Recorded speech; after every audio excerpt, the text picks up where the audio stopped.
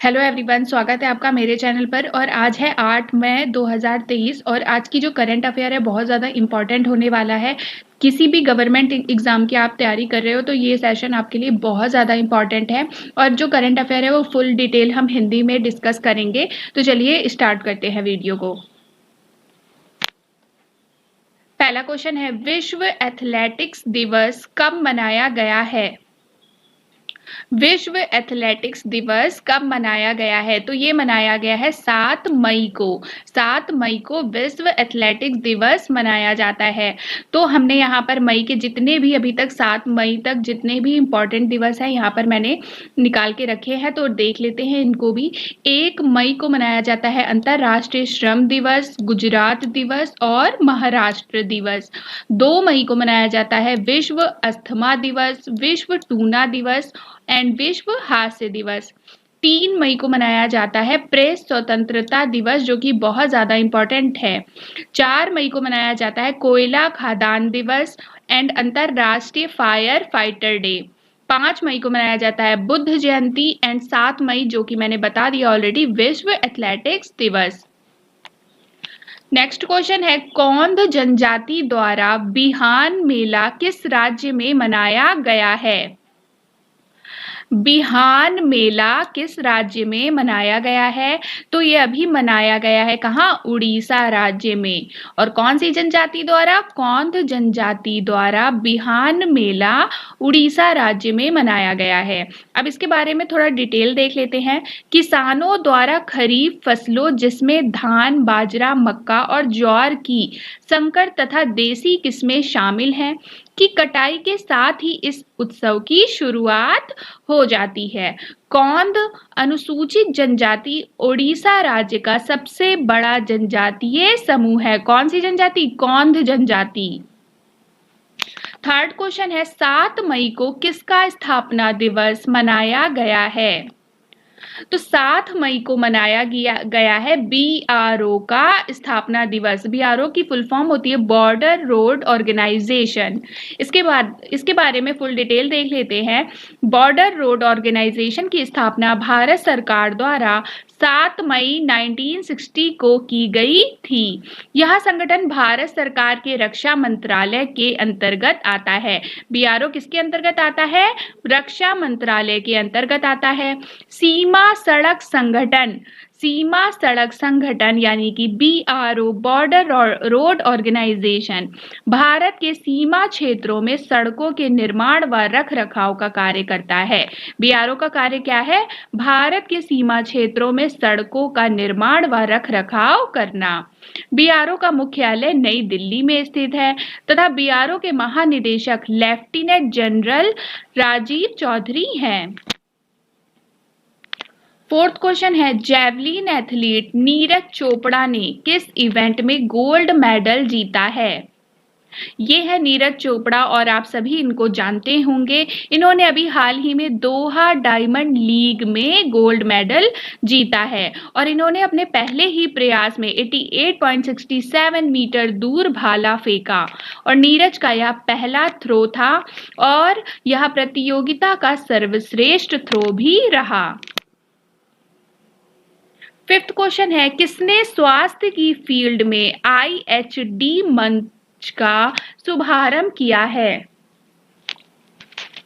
तो अभी हाल ही में नारायण राणे ने स्वास्थ्य की फील्ड में IHD मंच का शुभारंभ किया है। ये है नारायण राणे और यह भारतीय राजनीतिक और महाराष्ट्र के पूर्व मुख्यमंत्री हैं। यह वर्तमान में दूसरे मोदी मंत्रालय में सूक्ष्म, लघु और मध्यम उद्यम मंत्री के रूप में कार्यरत हैं। सिक्स्थ क्वेश्चन है, भारतीय सेना के आधुनिकीकरण के लिए कौन सा प्रोजेक्ट लॉन्च किया गया है? तो अभी हाल ही में भारतीय सेना के आधुनिकीकरण के लिए प्रोजेक्ट संजय लॉन्च किया गया है और ये किस लिए लॉन्च किया गया है ये भी मैं बता देती हूँ।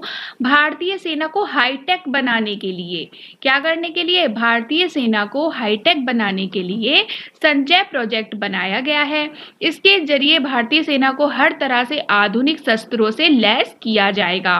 कहा जा रहा है कि संजय प्रोजेक्ट सेना का आंख, कान और नाक साबित हो होगा? कौन सा प्रोजेक्ट? संजय प्रोजेक्ट।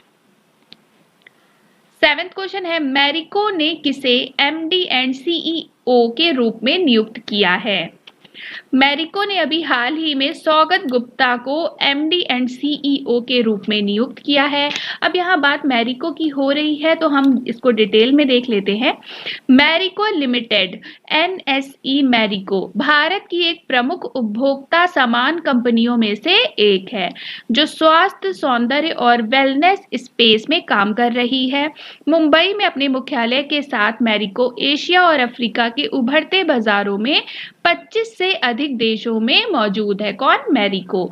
मैरिको का मुख्यालय कहां पर है? मुंबई में। 8th क्वेश्चन है, भारत और किस देश ने औद्योगिक अनुसंधान और विकास सहयोग के लिए समझौता ज्ञापन पर हस्ताक्षर किया है? तो अभी हाल ही में भारत और इजरायल ने औद्योगिक अनुसंधान और विकास सहयोग के लिए समझौता ज्ञापन पर हस्ताक्षर किया है। बात यहाँ पर इजरायल की हो रही है तो इजरायल के बारे में जान लेते हैं। इजरायल की जो प्राइम मिनिस्टर है वो है बेंजामिन नेतन्याहू, कैपिटल है जेरूसलम और इसकी ऑफिशियल लैंग्वेज जो है वो है हिब्रू। 9th क्वेश्चन है, आरबीआई ने किसके साथ मिलकर global tech competition G20 tech sprint की शुरुआत की है? तो अभी हाल ही में आरबीआई ने बैंक फॉर इंटरनेशनल सेटलमेंट के साथ मिलकर global tech competition G20 tech sprint की शुरुआत की है। तो बात यहाँ पे आरबीआई की हो रही है तो आरबीआई के बारे में जान लेते हैं।